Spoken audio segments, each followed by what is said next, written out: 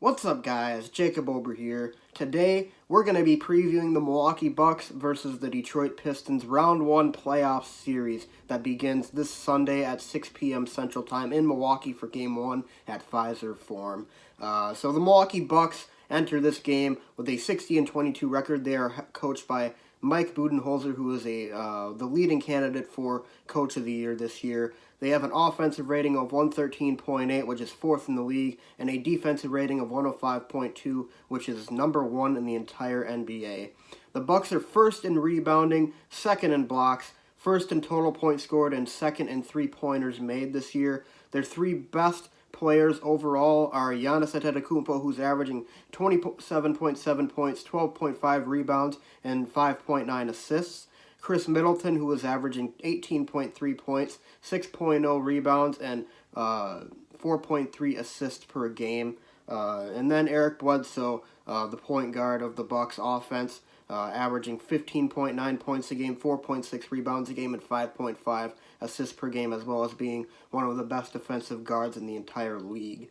Brook Lopez and Chris Middleton both average 2.3 threes a game for the Milwaukee Bucks. This is a team that really lets it fly. They really live up to their mantra. They are more than willing to take any three-point shot that they have, even if it's just slightly open. We've seen Brook Lopez pull up from almost a logo this year in certain parts, in certain games, and still make that shot. So this is a team that can really spread the floor on you, and at the center of it all, obviously, is Giannis Antetokounmpo, the NBA's leading MVP candidate in my eyes, and most impartial fans' eyes, I would say, as well.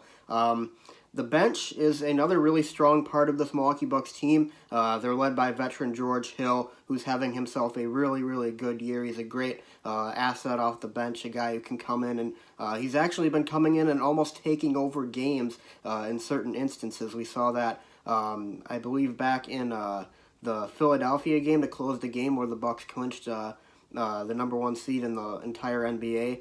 We saw him, kind of come in the final few minutes and really play well, and he's been able to do that. He's been a reliable presence off the bench for the majority of the year for the Bucks, ever since they acquired him earlier back in the year.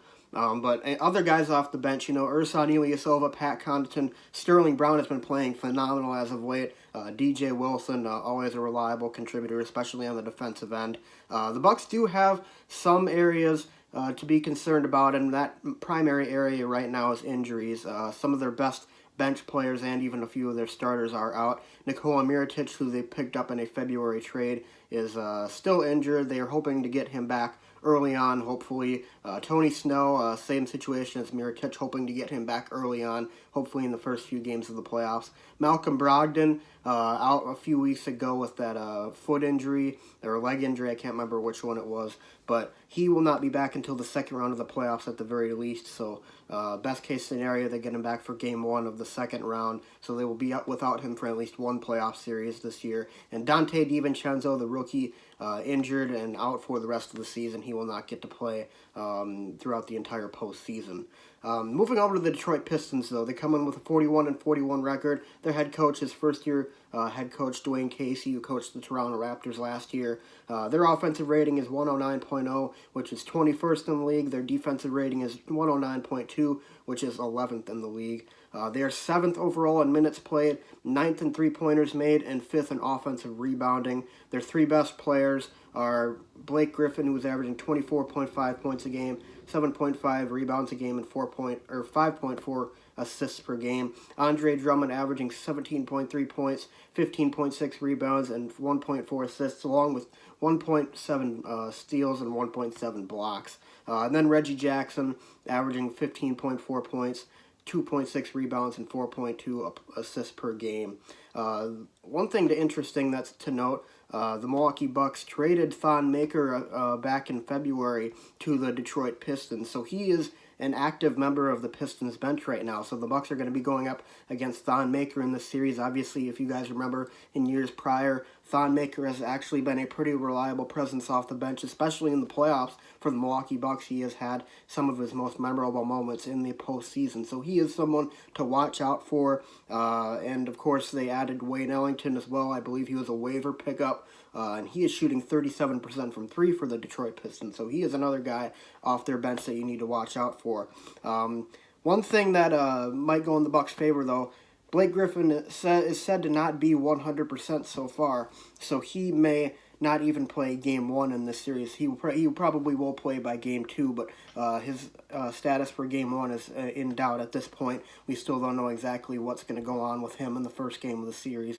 Really, for me, when I look at this series, I don't see anything that the Pistons might have an advantage in. I mean, I just don't see anything. You know, the Bucks are the better offensive team. They rebound the ball better. They shoot the three better. They play defense better. I mean, it's just overall the Bucks, they're really just completely from top to bottom the better team in this scenario here. One thing I would be a little bit worried about, though, for the Detroit Pistons, they do shoot a lot of threes, and sometimes they do make a lot of threes. So defending the three-point line will be key.